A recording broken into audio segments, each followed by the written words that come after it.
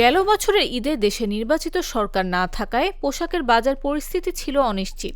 দাম বাড়বে কিনা এই শঙ্কায় অনেক ব্যবসায়ী বিনিয়োগে ছিলেন সতর্ক। অন্যদিকে ক্রেতাদের মধ্যেও ছিল মূল্য অস্থিরতা নিয়ে দুশ্চিন্তা। নায়াসিনামাইড ও স্যালিসাইলিক সমৃদ্ধ লিলি ফেস ওয়াশ যা ফেসের ডেড স্কিন সেল দূর করে দেয় দ্বিগুণ ফাস্টার ব্রাইটেনিং। তবে এবারের চিত্রটা কিছুটা ভিন্ন। রাজধানী নিউ মার্কেট, গাউসিয়া সহ এর আশেপাশের মার্কেটগুলোতে ক্রেতাদের মধ্যে দেখা যাচ্ছে আগের তুলনায় বেশি হিসাব নিকাশ। তারা আশা করছেন ঈদে পোশাকের দাম কমবে।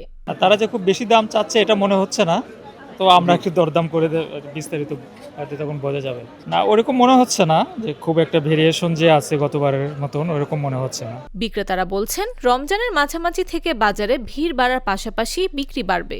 আসলে তো এই 5 রমজানের চলতেছে, এখন রেসপন্স আরো ভালো হবে ইনশাল্লাহ। তো বেচে বিক্রি আলহামদুলিল্লাহ ভালো, এখন যেহেতু ইফতারির আগের সময়টা একটু ক্রেতার সমাগমটা এমনি মার্কেটে কম থাকে, কিন্তু আমরা এখন রেসপন্স অনেক ভালো পাচ্ছি। এখনো রোজা রমজানের বাকি আছে, তো আসলে কাজটা এখন তো একটু কমই আছে। আগে এবার মনে হয় একটু ভালো হবে আর কি, এটা এখনো বুঝতে পারতেছে না, আস্তে আস্তে কমলে আর কি বোঝা যাবে। সব মিলিয়ে ঈদের পোশাকের বাজার এখন অপেক্ষার প্রহর।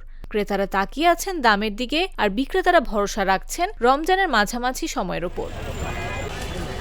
নিউজ ডেস্ক, জাগো নিউজ।